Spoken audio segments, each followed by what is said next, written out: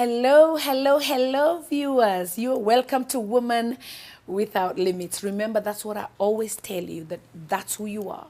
And nobody can limit you but you yourself. I am Reverend Kathy Kiuna, and it's a delight to be here today. Hey, our story though, my goodness, you better buckle your safety belt. Today on set, I am with an amazing, amazing man that you're going to love. I'm telling you right now. I'm just preempting.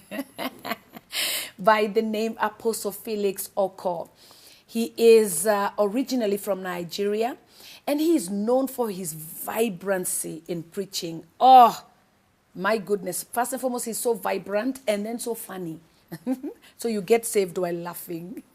Amazing, amazing man of God that I believe is going to revolutionize your life even as you listen to this story. He moved and started a ministry, his church. It is called the House of Treasures in 2011 in South Africa. So we even want to find out how he relocated and what's up with that. And so I want you to get ready. I don't want to tell you a lot of things because I want him to be the one to say. And so would you welcome with me Apostle Felix Oko? Thank you. Hey, so good to be here. So good to have you. Oh, my God. In Nairobi, Kenya. Wow. I've watched this program for so many years, and I never thought that I would ever be here. But you'll and be now the one. I found myself here. This is incredible. This is amazing. Thank I you. am so happy to host you. Thank you. And, people ask me, so how come you have men on Woman Without Limits? Right. And I said, read the theme again and the topic again. It is Woman Without Limit. Right. We're not limited. That's right. So we'll have men, we'll have women, we'll have leaders, we have every kind of person coming onto the show. Amen. And we thank God for the impact that it has made. Amen. Over the years. Wow. And I want us now, people know you as this flamboyant, amazing, wonderful man of God. Okay. But I want to go back to the beginning and ask, who is Felix Oko? Where are you coming from? How old are you? And, all those. Okay. Yeah. Wow, that's quite a long story. Well, Felix Oko, actually I have my names are two and plus my surname. So my name is Felix Ngozi Oko. So Ngozi in our language means blessing. Yeah, so that's that name came because the day my father moved into his first house ever, his first house he built was the day I was born. So he named me Blessing, which is Ngozi in our language. Ngozi, so yes. You came in with blessings. Right. That's awesome. So I was born 15th November 1971. And so I'm 53 years old this year. Right. And, so, you make 53 look very good. Thank you. Yeah. Thank you. We're trying as much as possible not to grow old. We have to try, eh? Yep. Yeah. So I attended my primary secondary school in Agbo and then went to attend University of Nigeria in Nsukka and graduated at 22. Got a job with Peugeot Automobile because I studied mechanical engineering. I have a BSc in mechanical engineering. Okay. So I worked with the Peugeot cars. I was a line engineer at Peugeot car. In Nigeria? In Nigeria. So I worked there for a few... so just immediately I graduated, I traveled to UK. And I was in UK for about a year. So when I returned back to Nigeria, I now gave my life to Christ. How? How did you give your life to Christ? Amazingly. So when I resigned from my job in Peugeot, I traveled to the UK. Right. On my return, I was staying with my uncle, who now, lives in Lagos. And they had this lady in the back room of their property. She's renting the back room. And she's a born-again Christian. And she kept, then I was smoking, drinking. She will see me smoking. She said, "You are a man of God." She would. And I was like, "Which man of God? Leave me. And she kept saying that you will preach this gospel around the world. And I didn't understand what this woman was saying because I have no clue. I mean, I grew up in the Catholic, where even while we're in Catholic church, our parents are in church. We go outside to talk while they are busy doing their smoking thing. And drinking. Right. Like so it's not... that's how we grew up. Right. And so, and now pointing me that I'm going to be a man of God, she kept saying this. And then not just that, my auntie, that's my uncle's wife that I'm living with, was also born again. And eventually she, you know, she invited me to church one day. She kept pressing on me. That's this thing about importunity and, you know, persistency and consistency. Like, don't give up on somebody. Yes. And this woman kept pressuring me. Every day she sees me, you are going to be a man of God. That's so one amazing. day I said, when she now, look, I thought, you know, before this woman wear me out, let me just go to church to please her. And at this point, I was 22. No, 23. Right. And I decided, okay, I went with this woman to church. Yeah. I got there. There was a bishop was preaching. His name is Bishop Michael Konkwo. And he was preaching, and this man was roaring like a lion on the pulpit, just like how Bishop Alan preaches. You know, and I'm telling you, he made altar call. How it till today, if you ask me how I left my seat to the front, I have no explanation. I just knew I was saying Jesus come into my life. And I gave my life to Christ, and it was so radical. I went from having 6 girlfriends to giving my life to Christ, no smoking, no drinking. Immediately? No, I went to the 6 women, told them I am now a child of God. My conversion was like super quick.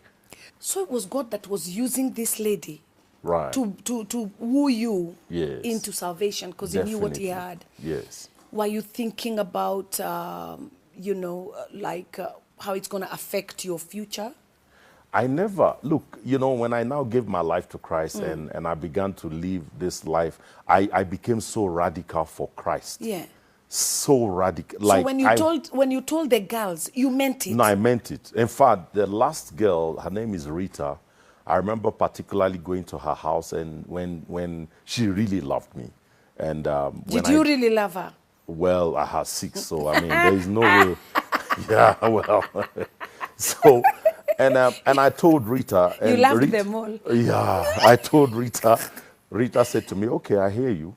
And she went into the room and came out stark naked. I flew over the couch and ran out of her house.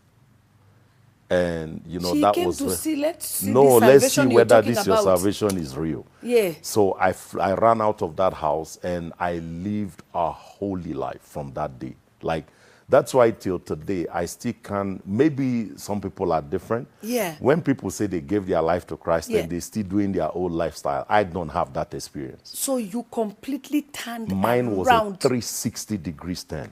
Like everything I was doing stopped on the day I gave my life to Christ. What? From that day till today, I have not smoked. From that day till today, I have not drank alcohol. From that day till today, I don't know anything about cheating on a woman or having girlfriends when I'm not married. Yes. Seriously? Yes. What about the friends who surrounded you at that time? I'm sure they were not born again. At that point, I had to change my friends. Okay. Because, I mean, you know, you have these drinking friends. You know, the Bible says that evil communication corrupts good manners. There is no way you can company with sinners and still live a righteous life. They're going to pull you down. Yeah, I changed my friends. I became so committed in church that it was just not even possible for my friends to be comfortable around me. Because if you're around me, all you will hear is Bible. Because I was literally reading my Bible, finishing the Bible every month. What do you mean? I fit from Genesis to Revelation. Every month you would finish it? Yes. Stop. Yes. That's all you were doing? That's why today, I mean, I can quote 500 scriptures right now. I'm not joking. They used to call me Walking Bible in Bible school.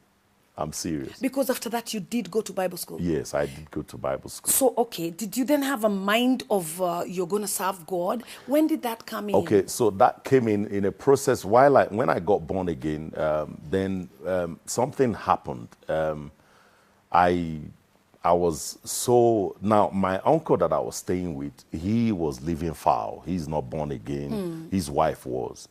And he's been trying to get his wife to be born again or get her out of this born again thing. Now I joined. She's too much. And now I'm living in his house. Yeah. So 2 of us combined was driving him crazy. And so he now called my dad and says, your son has gone bananas. He's mad. This boy everything is church. Then my father came from the village with all his brothers. and they came to meet my uncle, and they called me in, and my aunties, and they called me in like somebody that stole. And my father looked at me and said to me, you know, I feel sorry. After all the deliberations, and he said, I feel sorry for you that you have chosen this path of this born-again thing. He said, but most of all, I feel sorry for myself that you are my first son. And that was the conclusion of that meeting. And he said to my uncle, the blessing now. Yes. Because he named you blessing because you came with blessings. Right. Now he's like, but you see, he didn't understand all these things going on, what God was doing. So he now instructed my uncle that if I ever go to church again from that day, that church, he should chase me out of the house. So I came back from service and my things were by the staircase. I left the house and went to stay in the church for a whole year. Remember, this church where I went to stay does not have windows, no doors. I was sleeping on benches for 1 year. And all I did was pray that year. Nobody came for you? Nobody came for me, no one. Only my mother came in the tail end before she passed on, you know. So I was sleeping on benches and, you know, just all I had, I cut a stick because the area where the church is was very swampy and there were snakes all over. So I prayed 12 to 4 every day for 1 year. And I will have that stick walking around. Midnight? Yes. To 4 a.m. For 1 year. Every night? Every day. And then after that 1 year, one of my friend who joined the department that I was serving, every time service finished, he would say, let's go home. He was a young man my age, you know. He would say, he just got a good job with Mobil, the oil company. Yeah. Let's go home. And I would say, no, I'm staying to pray. Let's go home. Little did he know that I was homeless. So he didn't know. He didn't know. He thought you were just another young... Then one day he insisted, your prayer is too much. Let's go home together. And I now sat him down and said, I have no place to go. And that's how I went to his house. And he took me to he just rented a 3-bedroom apartment, bought a car, and he didn't know how to drive. So I was driving him around. I'm curious. I'm curious. Before we get on to driving him around, I'm just curious. Your family never really cared? Like your dad didn't come to look for you? Like, it's crazy. Like, he had already told me that he has nothing to do with me. And that's it. Did they even suspect you were somewhere? My mother, obviously, you know, a mother will always care. Yes. So I don't know how my mother sneaked out to come and you. see me in church where I was staying. Right. And that day I led her to Christ. I sat with her and I told her this Jesus that I found. And my mother knelt in front of me and I led her to Christ. As she left, a month later I had a dream. Or in the dream, I saw her, she wanted to fall off a cliff and she was bidding me goodbye, you know. And as I had that dream, the next day, my auntie now, that's my uncle's wife, I saw her coming in church. I said, my mom is dead. She says, how did you know? I said, the Lord showed me yesterday, you know. Please tell me she didn't jump off the cliff. No, she didn't, but she passed on. She passed on. She had a heart attack. It was just you dreaming that it was she was my going dream. to that she was going to pass on, you know. So that's how my story went. Did it affect you? Her death? It did, obviously. Look, I mean, I was a young man. I was 23, 24. Yeah. I was still very young. Yeah. And, you know, it's just that one became so tough. My bishop brought us up with so much militancy in prayers, in terms of serving God. I dedicated my life to serving God from early. And so, you know, that my life journeyed in that manner. So I stayed with this guy. So now where the call came was while I was at this guy's house. So you are the one who drove? You drove the guy, he didn't know how to drive? Around. So what I was still going for my prayers in the night. The midnight to 4 a.m. Yes, never stopped? Never stopped. So while you stayed with him? Yes. So I came back from one of those prayers in the morning and I sat down. He was preparing. He wanted to go to work early. He leaves around 5 a.m. So I came back around that time, about 5:30 a.m.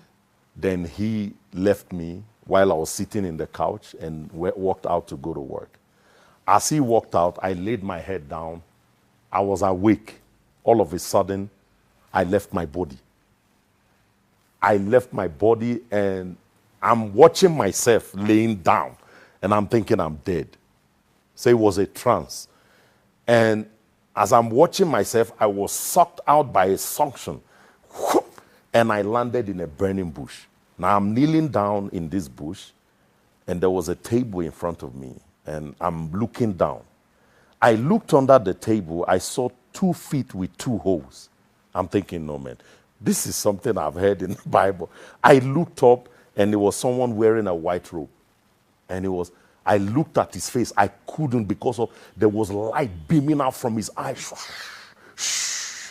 And I said, Lord, what are you doing here? And he said, son, I've called you into ministry as a pastor. And I said, Lord, I don't want to pastor in Nigeria. He said to me, look around. Does this place look like? I came back to my body. Hey. So I knew I wasn't going to pastor in Nigeria. In Nigeria? Yeah, I knew. He said, what? He said to me, does this place look around. like? Look around you. And it didn't look like Nigeria. He said, does this place look like? He didn't even mention any country. The minute you said he that said, you woke does up? this place look like? The same thing sucked me back into my body. I said, what just happened to me? Oh my you know? So, and oh from my there... Look at the interviewer flabbergasted. From there, amazing. From there, Wow. I still kept serving the Lord, and I went to Bible school, finished my Bible school. They posted me to the Victoria Island branch to be an assistant pastor to the pastor of the Victoria Island branch of Trem, and served under him. And then they recalled all of us that our set from the Bible school, they recalled us back to the headquarters, and they now started posting each one to go pastor a church, not as assistants. Right. And they didn't post me. I was the only one excluded from that list. After you're the prayer warrior, you're the one Like, reading and I'm the Bible even every not just that, I'm one of my bishop's favorite in my class. So anyway. Did that offend you? No, it didn't. I just wanted to know why. Because I probably thought they kept me so I can serve in headquarters. Did you ask why? I went to. So I made an appointment to see Bishop. When I got there, he wasn't there. He traveled to the U.S. And I met Mom. I said to Mom, why was I not posted? He says, I don't even know. Because you like one. She even said it. You like one of Bishop's favorite.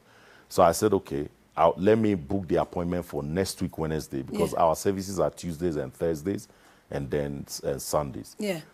So I booked another appointment for Wednesday. Came back that Wednesday. He says Bishop had to go for emergency meeting in Uyo, that's somewhere in Nigeria. And I said, okay, Mom, let me tell you what happened. So me and my cousin, we went to apply for Canadian visa. At that time, there was a sanction on Nigeria by Canada.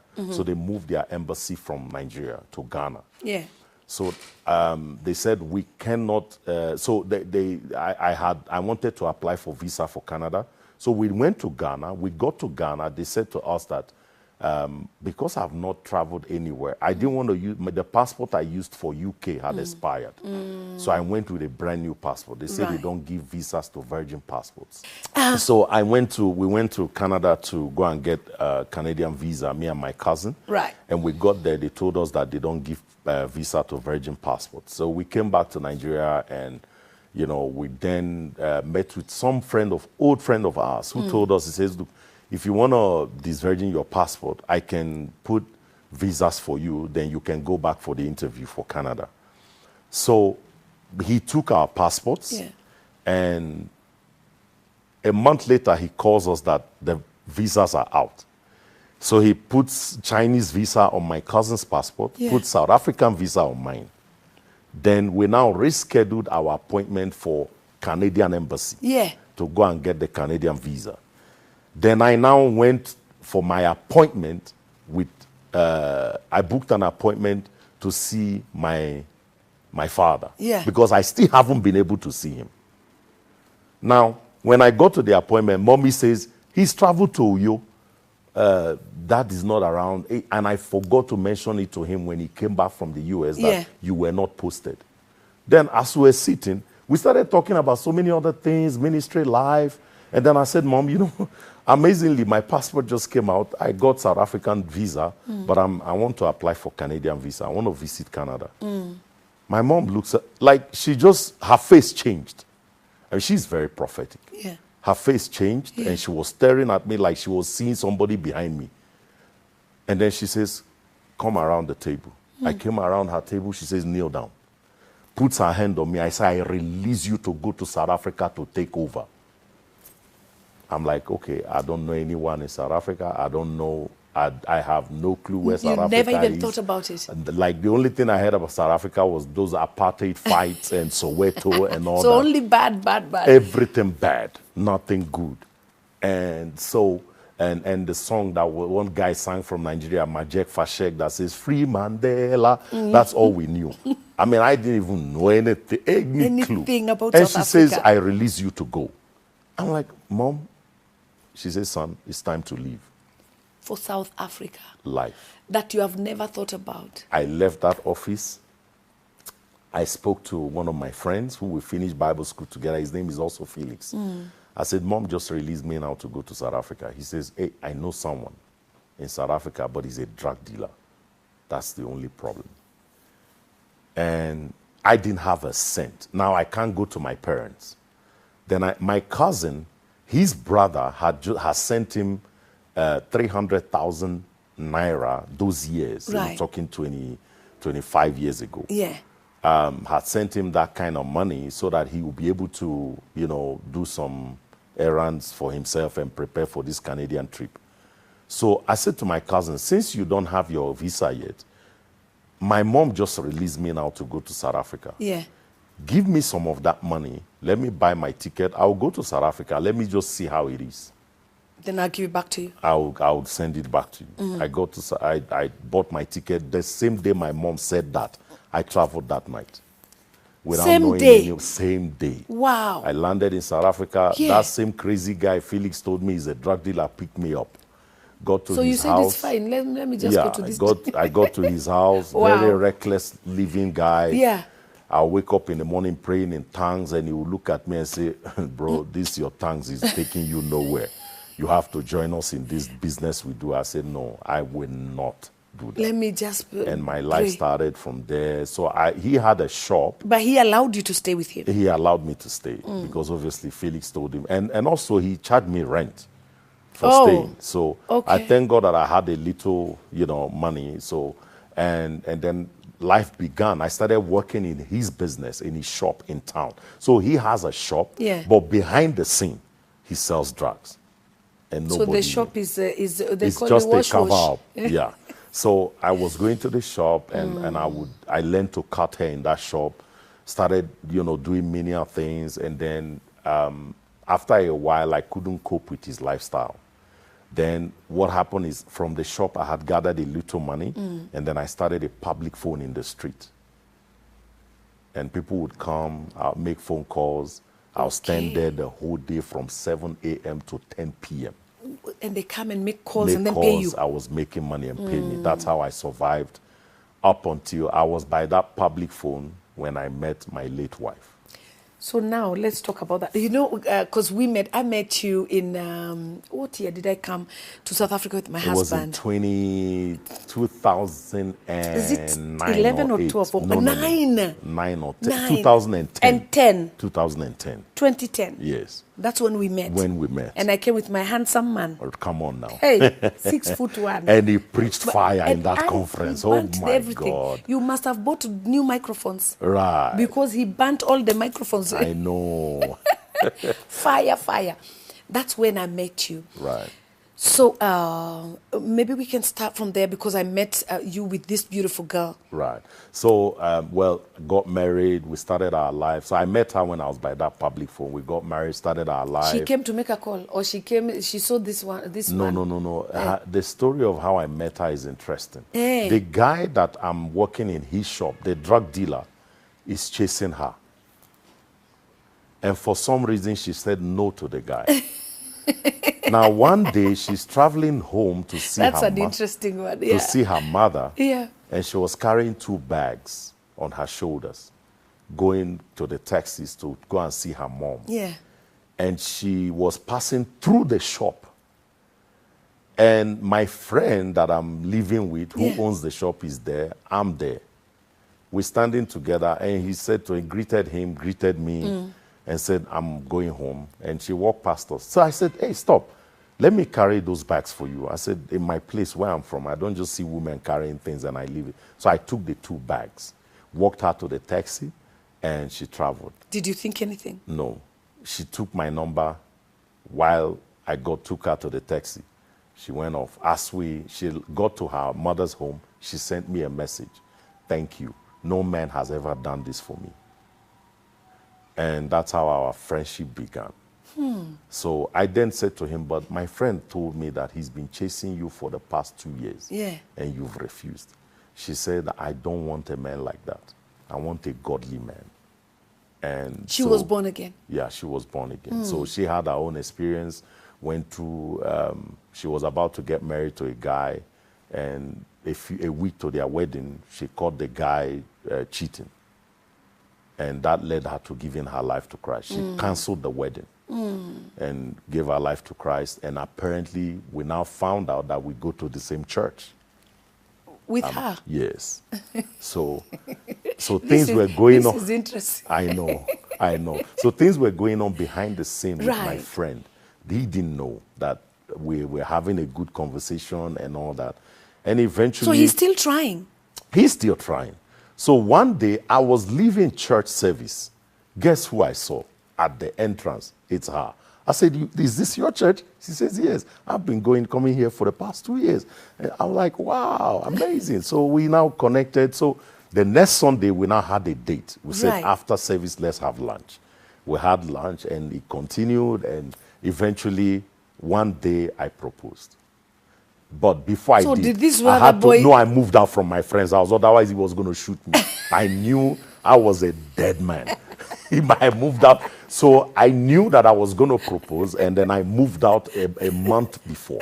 Got my own place. And he was still trying, but she was He was refusing. still trying. Hey. So the day he saw our wedding, he gathered our hometown people Yeah. and told them that I took his woman. Yes. And they summoned me for meeting and made me pay a fine. I'm serious. They made me pay a fine for taking a woman from an elder, because he was older than me. Oh my I'm goodness. telling you, man. What? You know, they made me pay a fine, but eventually we're married. They can't separate us. Yeah. And that's how our journey began. So eventually, the ministry where I was serving, that's where you found and you. Bishop came to preach. Right. So you came to minister, and at that time I was an associate pastor in that And, church. and let me just say, like, whoa, that woman could dress. I know. And then when I met her, she said, hold on. And she brought me the most amazing outfit. Yes. I overwore that outfit. Like I wore, I think every other Sunday, that was the outfit. Wow. A blue one. Wow. But it was so beautiful. Yes. And the design was outstanding. I have never seen anything like that. Right. Yeah, very good So dress. she was a fashionista. She Yeah. loved fashion. So she would make her own dresses, design them, make her own dresses. Right.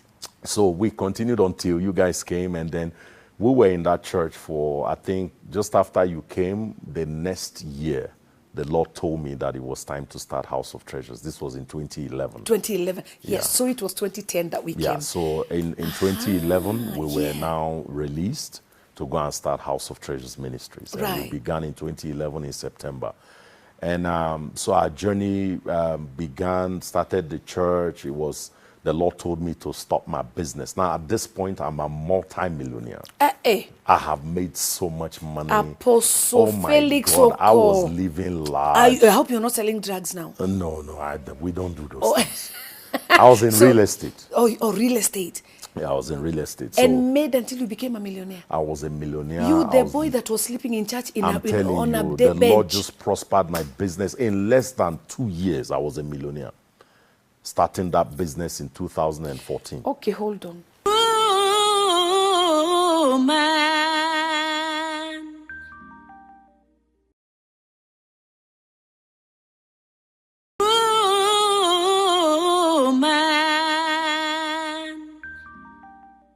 So here you are. You're a young man. You're a millionaire.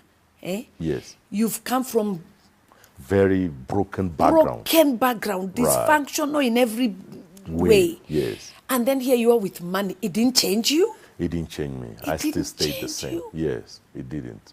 In fact, people were shocked, like, this dude. And the way I'm told, South African women are no joke. No, of course. They tell you what they want. They spell it out like Potiphar's wife. No, they always try. Joseph, Look, it's what I want. let me tell you a story. One day I was in the Rolls Royce. Because, I mean, Rolls Royce, you find, just like in Kenya, I mean, I've driven around quite often now. I haven't seen a Rolls Royce yet. Yeah. Now, that's how it is in South Africa. So I was driving in the Rolls Royce, and I got to this traffic light, what we call robot in South Africa, and I stopped. And there were these 3 ladies on a BMW convertible. So they were beside me, and when they saw the car, they told me, wind down, wind down. So I wound down. Then one of them screamed, will you marry me? You know, I mean, but in all that, I lived a holy life. I mean, on my 22 years of marriage to my late wife, I never touched another woman. No other woman saw my nakedness. You know, I was faithful to my wife, you know, and then... Do you know how many men can say that, though? Well... Like, honestly, Apostle, that is so powerful. Yeah, that's my testimony. That is amazing. Yeah, so I lived a very honest life with my wife, and God really prospered us up until we then started the church, and then... And she met you at the phone place, Yes. just standing there the entire day, working tirelessly. And she married me in that place. In that space. I mean, when we got married, she was earning far more than what I get. She was literally, her salary was paying the bills. You know, I used my money to pay rent. Yeah. My money I could get could cover the rent. And she bought grocery, even my own transport was from her. She took care of that? Yes. Wow. You know, so the woman she was faithful and loyal to me. Right. You know, and then, so eventually we started the church, and then in 2018, she was diagnosed of stage 4 lung cancer. Now, first, I was in Canada to preach. Okay, hold on. Yes. Stage 4. Stage 4. Well, she did not know 1, 2, 3. The story is interesting. So we were in Canada. I went to preach in Canada. I was in a place called Edmonton. It's so cold. That place was like minus 56 or minus 60 degrees. And so she was under attack, and we took her to hospital, and they treated her. Then we went back to South Africa. We got back, no issues, no worries, you know. She kept saying, you know, once in a while she will feel this pain on her 2 sides of her ribs. She will go for treatment. We thought it was pneumonia. Right. Until one day the doctor said, no, man, you can't have pneumonia in summer. I mean, that's supposed to be a sickness you have during winter. Yes. Yeah. And he says, okay, look, man, you know what? He treated her, and she was fine. Yeah. She came back home. Then she now said, okay, look, man, this pain is continuing. Then the doctor said, I'm going to send you to a specialist to go and do a biopsy, because I've done an X-ray of your lungs. There are some things I'm seeing inside. I don't know what it is, but the X-ray is not showing me what it is. So they went to hospital. She drove herself there, did the biopsy. The doctor just called me and says, listen, I want you to come. I get there. He says to me, look, your wife has stage 4 lung cancer. We didn't find out quickly. It's been developing for years. We didn't find out quickly, and man, another journey began. Oh my God. Meanwhile, now you have children. How many children? We have kids. I mean, no, it was actually in 2019. 2019. Not 2018, 2019. Yeah. Because I remember in 2020, I then invited Benny Hinn. Yeah. I invited Benny Hinn for our conference to preach for us. No, it was 2019. Yeah. Yeah, 2019. Right. I invited Benny Hinn. That this was found out. No, we found out in 2018. Right. So the next conference we had, I invited Benny Hinn. And we didn't tell the church. At this time, my wife had started chemotherapy. Her hair had fallen off. And nobody knew, just me and the kids. And a few How of the many family. kids? At this point, we had 4 kids, Okay. 3 boys and 1 girl. Okay. So nobody knew. And we, carried this thing until Benny Hinn came. So Benny Hinn preached for me for 2 days. Yeah. I told Benny Hinn in the office, I said, listen, man, this is why I invited you. I didn't actually invite you for the congregation. It's for my wife, Hey. I mean, I didn't care what it would cost. Yeah. I just wanted that woman alive. And so Benny Hinn came, ministered to her, prayed for her. And so while Benny Hinn was praying, she fell under the anointing and her hair fell off and she was bald. And the whole church was shocked. And Benny Hinn said, And they what? I got into the office and Apostle told me that the wife was diagnosed with stage 4 lung cancer. The church started weeping. The church cried on that conference. So anyway, long story short, we then continued with life until So hold on. Oh my gosh. How did she feel when the diagnosis came? Look, when the hair fell hair off. fell off. She didn't mind. At that point, she was under the anointing, so she was on the floor. And so, meanwhile, when the diagnosis came, they said she only has 3 months to live. So, I mean, it was like the final stage of lung cancer. Hold on. Yeah, 3 so months. the doctors only gave us 3 months. They said maximum. If she tarries so long, it's 6 months. So eventually, when Benny Hinn now exposed it, the whole church knew. They all started prayer. Everybody joined in prayer, joined in faith, and started believing God. And then eventually, she started that chemo in South Africa. Then they told us that there was a new technology that came out in the United States that was really good for lung cancer. So I sent her there. And I would finish preaching on a Sunday and fly out on Sunday night to the U.S. I did that for a whole year while she was in the U.S. doing that treatment. So I would go be with her in the week while she's in hospital doing the treatment and all that. The money I spent on ticket, spent on treatment. I remember one of the tests when I arrived, they said before the next treatment, because they were going to increase the dosage. And they said she was going to go through a test. They sent us to the lab, and the lab told me that that test was $9,800. I said, just for test. For test. Not treatment. Hey. Test. And I paid that, and she did the test. And, so we went through all that up until 2021. No, 2021. Yeah, 21. Yes. Yeah. I obviously. Are you thinking? Are you now? Okay, they said 3 months. She's already. She's already. It's 4 already years. a year. 4 years. 4 years. 4 years. 4 years from Yeah. the time they said 3 months. From the time they said 3 months. So she was actually hopeful? diagnosed 2018. Yeah. Is it 20? No, Yeah. 2017. 2017. 17, yes. Because 2017. Yeah. Because was when 18, we 19, got- 2021 is Yeah, 4 we years. invited Benny Hinn because I invited Benny Hinn in 2017 when we got the diagnosis. Right. But he couldn't make it. So he came 2019, He came 2 years 2019, later. 2 years later. At this point, my wife was still going through treatment. Right. And her hair was bald because chemotherapy takes off your hair completely. So when he came, he obviously exposed it to the church, and we continued living our life. So 4 years later now, in 2021, I was to minister for one of my sons in Zambia. We were both going. They bought our ticket. Are you hopeful at this time? No, Are you in my heart, there was never a thought that my wife would die, ever. Like, I had so much faith. I had messages. In fact, when they gave her the diagnosis, I took 90 messages of healing from Benny Hinn, Creflo, everybody that got had done healed. healing. Yeah. I put it in an iPod, and she would listen to it day and night. That iPod was in her ears day and night. the word of God was going in. Listening on So healing. we passed that 3 to 6 month stage. She kept living, life kept moving. She would go through treatment, take a break, because the chemo sometimes will have impact on her body. And then she will take maybe a 3 months break, continue treatment. Right.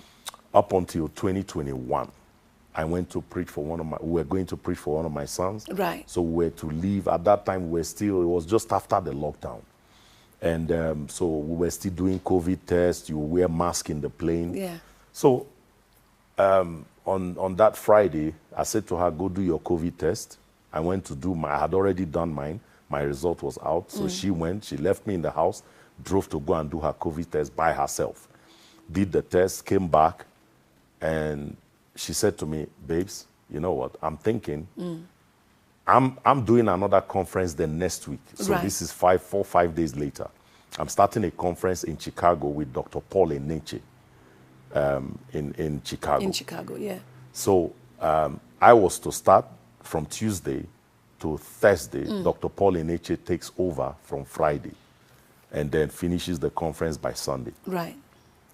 Then this Friday, as we are about to travel, she says to me, babes, let me stay. Please plead with my son, Pastor JC. Tell him I can make it. So that I can reserve my strength for me to travel to Chicago. Because With Chicago is a long trip. Right. Because our plan was we'll fly into Joburg on Monday, wait at the airport for our flight in the evening for Chicago. So it was going to be one long journey. Long trip. Yeah. So I then left to Zambia. Was in Zambia, finished preaching Friday, Saturday night. I finished and I called her. I said, man, baby, see the room where they put us is so palatial, so presidential. And then these guys had served me food in such a manner that was like, you know, when the Bible said, I will set a table before you in the presence. That was that kind of table, in the presence of my enemy. Yeah. And so I took a video call and I showed her all the meal, the room. And she says, enjoy my husband. Enjoy. I remember those words, enjoy my husband, enjoy my husband. So we then hung up, ate, I went to sleep. 2:35 Sunday early morning. I put my alarm to wake up at 3 so I can start praying for the service in the morning. Right. At 9 o'clock. 2:35 a.m. my phone rings. And she says to me, babes, I just want to tell you that it's time for me to go. My assignment is done. My work is done. I'm like, okay. Like, I didn't know what to make of because I'm half awake from sleep. Yes. And half hearing I want to go. So I thought, you want to go to where? To the restroom or to where? He says, no, it's time for me to go. Like, she's saying it and talking normal. Like, not that, okay, I'm in pain. I'm about to die. No, she's looking at me. We're talking as though we're talking like this. And she says, it's time for me to go. I'm done. My assignment is done. So I said, okay. I just hung up. I called my kids. I said, please run to my room. Mommy is talking nonsense. And they all ran there.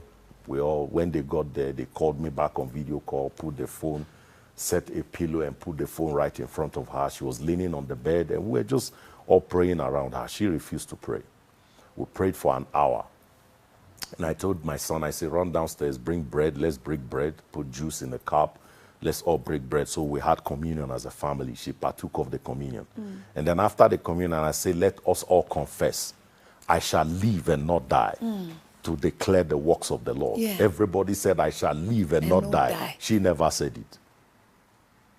I said to her, baby, can you say these words after me? I will live and not die. Yeah. I will live till I fulfill my destiny. I will live to a good old age to see my children's children. When I finish confessing, she says, I am not saying that. My assignment is done. She told you that? Yes. Point blank? Straight in front of the kids.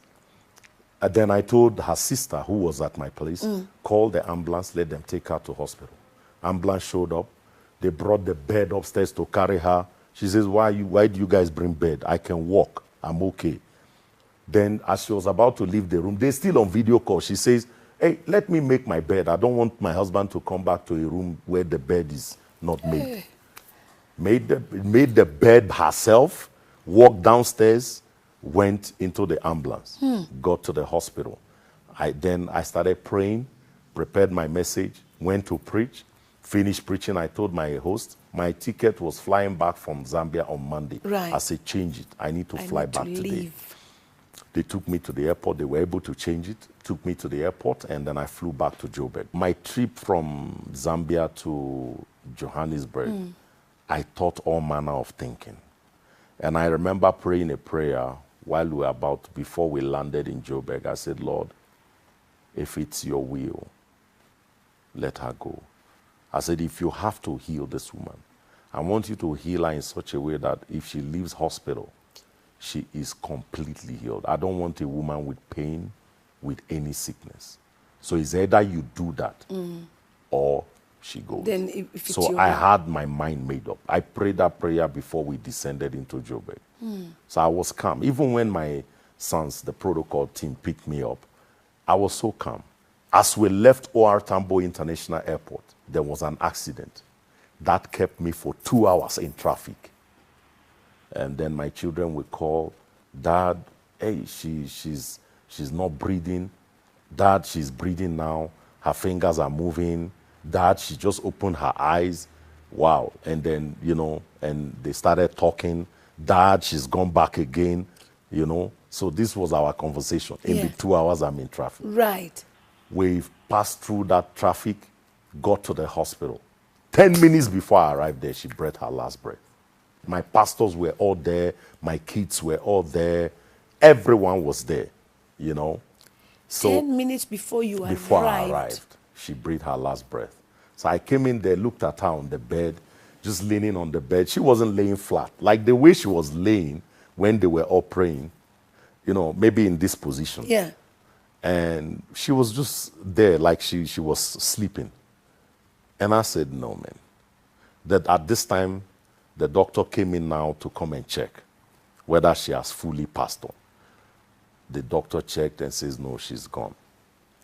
And so I held her head, and my two pastors, one held her leg, the other held the other leg. And we started praying. I kissed her, and then we started praying.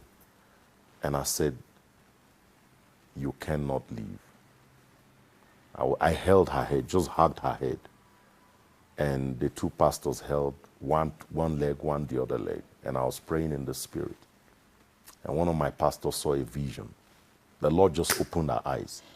She saw Mom walking away with Jesus. And then she said they both turned back. And Jesus said to her, your husband is praying. You need to go back. She said to Jesus, I've taken permission from him. And they both walked away. And he stopped me from that prayer. He says, Dad, Mom is gone. Let's not pray. She's with Jesus. And so we stopped praying. Everybody thought I was going to be hysterical, crazy. Like, I just said, you know what? She had told me that she wants to go. It's okay. My kids couldn't believe. They looked at me. They're like, Dad, raise her back to life. You've raised the dead before. And I said, no. And we all left. They took her to the mortuary. So now she's gone. Yes. The reaction is the kids are telling you to raise her up. Yes. And you're saying you are cool? Yes. Like... I was so calm. I didn't cry. I just looked at her. And I think the reality didn't dawn on me. So tell me the journey after. Like so now she's gone. We buried her. I think for me, after the day of the funeral, it was like 60% of that pain kind of left. I knew, okay, this is closure. The 40% I dealt with over a period of time. How did you deal with it? How was your experience? When did you ever cry? Yeah, I cried the whole year. Even till after I married my wife, I was still crying. Like, I got married, I was married. Inside the marriage, I'm crying. But I won't let her see me cry. But you would be crying? Yes. In fact, sometime this year, this is almost 3 years after. Yeah. I was climbing the staircase, going to our room. I remember how I would hold her hands. I was just walking up the staircase. I went to the kitchen. I went downstairs to pray. I was alone. Finished prayer. I went to the kitchen, took a drink to go upstairs. And as I was walking upstairs, I remember how I used to hold her hands and walk upstairs. I just busted out crying right at the staircase. My wife was sleeping. Whew. So it's a journey. It's not possible to forget the person. I can tell you that one. There is no amount of anything that can happen for that person to leave you. It's not possible. You have to live with that person. It's not like live, but the memories. You can't forget, because, somebody, for your case, you've lived for over 30 years. The memories, you can't erase it. Never. You can't erase a memory like that. It's not possible. So for a full year, you would weep. I would cry. I was single at that time. I would go preach. Are you thinking about marriage? Because men, that's the other thing, that men usually... in the initial stages, I didn't. I think the first 3 months, I couldn't think of anyone else. In fact, I remember my wife's younger sister coming into our room and saying she wants to pack up my wife's things. After about 3 months, I told her, I said, are you crazy? Like, take away your sister's things from my room. How? She's still here. Like, there was a time I used to come into my room, I would say, baby, say something. Like, it was like I was hallucinating. But I would go preach. So when my late wife died, one of my friends flew in from Houston, and my friends told him and said, look, man, don't leave this man alone. Take over the church for 1 year, for a month at least, and preach. And this is what I also want to say to you. I'm glad that we are doing this just after we have finished the funeral of my dear friend. Immediately I finished that, the funeral was Saturday, my friend preached on Sunday. I told my friend, I can't sit down. Please, go back home. I want to start preaching. And then, so I started from the next Sunday preaching. And we continued live and preaching and all that. And I didn't think of any woman or marriage. At this time, also women started approaching me. Hey, tell me about that. All kinds of men. It was terrible. Tell us, that is very, very critical. Send me naked. One day I stood in our pulpit and I said, if you ever send me your naked picture. Somebody sent naked? Not one, not two, I said, if you ever send me your naked pictures, I'm going to put, you see how big this screen is? I will put that picture here so everybody can see. Somebody would send a naked, would stop. That was when the picture stopped. They would send you directly, man of God. In fact, when my wife was in the mortuary, I had a prophetess, doesn't belong to our church, a prophetess or a lady who sent me a message saying that, look, I went through the same ordeal. Can we meet? Let's rub minds together. I'm like, dude, my wife is still in mortuary. Like, how insensitive can this woman be? So, but I went through all that phase. So when they would send you pictures, oh my God. I'll just delete, I'll delete, you can't keep such things, otherwise it will just corrupt your mind. Yeah. These people are available.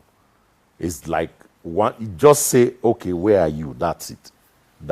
Where are you test will send you to a place you don't want to go, So they will just send, I'll press delete. Right. So I went through that phase, and then, and also there was a friend of mine who, we met, and we very matured woman. Her husband also passed, so we became friends. We started talking, just talk. I needed somebody to talk to, a female figure who's high up there, Christian, loves God. Yeah. So we would talk, we would spend time. So she took me out, I took her out. This was after like 3 months. Yeah. But a day came where I was beginning to like her. And she even was beginning to like me now, But one day... Do you think it was like I think it vulnerability, like when you're vulnerable and then you so. open And up? partly, well, look, she's single, I'm single, but one day, the Lord showed me a vision that she was not my wife. So that's when, it was after then I actually knew that God was interested in who I married. So when God showed me that vision, I went into prayer. God told me she is not the one. She cannot nurture this church. God wasn't even saying she can't take care of you. She cannot nurture the church. That's what God told me. Whoa. So you told So her? it means that as a minister of the gospel, you don't just marry anybody, not even because they are Christians. God is interested in who his servants marry. Because his church is It's at very stake. important. Yes. Yeah. You know. So then I went into a 7 days prayer and fasting, and I told God that day, I said, Father, from today, I remember making that vow. From today, I will never look for a wife ever. Anyone you have prepared for me, show me. Bring the person to me. And I left it. Never thought of woman again, just kept preaching the gospel. I'll take invitations like all over the world. I'll finish preaching on Sunday, fly out, preach in the week, come back, preach, fly out to another country, preach. And how are the kids? Well, at this point, they were in school, so they coped very well because my son was writing metric at that time. And they coped so well. We had prayed, the church really prayed for my family. So they were able to take the heat. You know, I know they were healing on their own. They would lock themselves in their rooms. I didn't want to interfere, but in the evenings, we'll go out for dinner, you know, and when they write exams, they'll order Uber Eats, order food, you know. So for almost a whole year, I ate restaurant food. I mean, I ate, like, my son would cook maybe once or twice a week. Right. The rest, 5 days in the week, we'll eat from restaurants. Either we order in or we'll go out to eat. So, and I really got tired of that. Got tired. I'll clean my room, wash my clothes. I fired our maid. I didn't want a woman around me because I had to build boundaries. Right. I sent our maid home. I didn't want any woman in the house except me and my kids. Yeah. So it was me, my son, and my daughter. The other 2 boys had left the home. They were working on their own, you know. Right. They were actually kids that my wife brought into the marriage. Oh. They're twins. So they've left They're home. twins? Yes. Oh, wow. You know, so they've left home. So it was Yeah. just me and my son and my daughter. Right. You know, my biological now from my, so the other 2 are my stepsons. Yeah. So, and you know, we lived our life for that whole year like that, serving the Lord, just go to church, come back, pray together, you know, and my kids are just amazing. How Wow. God really helped them to deal with that year. And then eventually, one day, after I prayed that prayer, I'm no longer looking for a wife at all. And I meant it. Yeah. And I lost focus. I didn't think of women anymore. Nothing like, okay, who will I marry? That distraction left me. Yeah. Because I really made a vow and I committed it to God. So one day, I finished preaching and I came back from, it was a Wednesday midweek service. My late wife's phone is in my drawer. So I opened the drawer just to check her messages. I checked maybe once in 2-3 days. Who sent message, insurance companies, banks, you know, whatever messages she had received. And then I would go through to her Facebook, and then go through to her Instagram. Just everywhere message would come in, emails. I finished all that, went to her Instagram. And then I opened her Instagram, and I was scrolling. Then on her page, I saw one of her friends posted a picture of her and my beautiful wife, my wife now. She was wearing a red dress. Yes. And I saw it and I went past it. Didn't mean anything. At this point, my head is not on any wife. And I went past it, switched off the phone, went to bed. Woke up in the morning, did a 3 hours prayer. My morning prayers is 3 hours in the morning. Yeah. And then I'll go to the office. I actually study in the office. You know, I don't do my study at home. So I would go to once I finish praying 3 hours, I dress up, go to the office, study in the office, and then do my work for the day. Finish praying for 3 hours. And as I just said in Jesus' name, walk to go and get water from the fridge. The picture of this Red woman dress. in red dress came back. Hey. And it was so strong that I'm not talking came back as in you thought of something. It became such a strong thought that I even said, I bind this image in the name of Jesus. You, Yes. Because Then- you were not thinking in that No, direction. I was not. And you didn't want to No. be led. I don't know this by woman from flesh a at bar all. of soup. Eh? How can it be picture? If God wants to give a wife to an apostle, not from a picture or a Facebook or a social media, that is madness. How will I even explain to my congregation that Jesus didn't appear and say, thou art my servant, this is your wife? Then I would tell them, oh, I saw found a a wife. picture. Yeah. How will you explain that? So anyway, the next day, I finished my this time around, I prayed 4 hours. And the image only shows up when I finish praying. The image came back again. This woman in the red dress.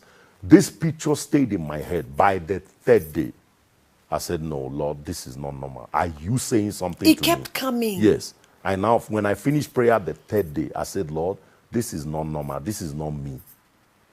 Are you saying something to me? And I took my late wife's phone and called that her friend. And I said, ma'am, you know who's calling? He says, obviously, I know it's my friend's number you are calling from. Yeah. I said, who is the woman you were standing with wearing red dress? You posted that picture 2 days or 3 days ago. She says, oh, her name is Pastor Bulelwa. She's a pastor of a branch of Christ Embassy. You know, she's a good, gave me her CV. Like, that woman said, oh, she's like, Bulelwa came from heaven. She's God ordained. I said, okay. She gave you the history. No, like in like 2 minutes, she told me so much about her. Wow. And then I said, please, if you don't mind, give me her number. He says, okay, let me call her. I would then get her number for you. And then I said, okay. Then she called me back and gave me the number. Then I then called Bulelwa. I said, hello, my name is Apostle Felix. I didn't even know if I mentioned Apostle because I didn't want her to know who I was. And so I said, look, I just saw this image on social media and I would like to know who you are. You know, I'd like. She said to me, look, you know, we have Healing Stream. Pastor Chris this is our weekend of Healing Stream, Friday, Saturday, Sunday. And she's telling me connect. You know, she sent me links to connect. I'm like, dude, I'm not sick. I don't need Pastor Chris. I'm an apostle. I'm looking for you. What is all this Healing Stream? She did that Friday. Saturday morning, she woke me up with links on how to connect. I said, woman, I am not sick. I'm not. What is all this? Who wants to connect? So, but anyway, then eventually when I said to her, I said, since you are busy, let's meet on Monday. She said, okay, I hope I will not be busy. Yeah. But after work, I will meet you because she's working and pastoring the church. And so on Monday, we agreed to meet in a restaurant. So we eventually met in that restaurant. As we sat down, the Spirit of God said, this is the one I've prepared for you. So we were sitting opposite. First day? First day. You've never seen this woman from Adam? No. Never known her? First day. You're seeing her day. like this face to face. God says that's your woman. This is the woman I've prepared for you.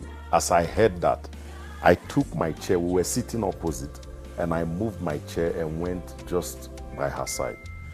I said, turn to me. I said, I came here to marry you. I didn't come here to do boyfriend and girlfriend. She looked at me like in disbelief, like, you don't even chase a woman. What is your problem? Like, really, is this how to marry? What kind of thing is this? Like, on first day, you're already proposing that you want to marry.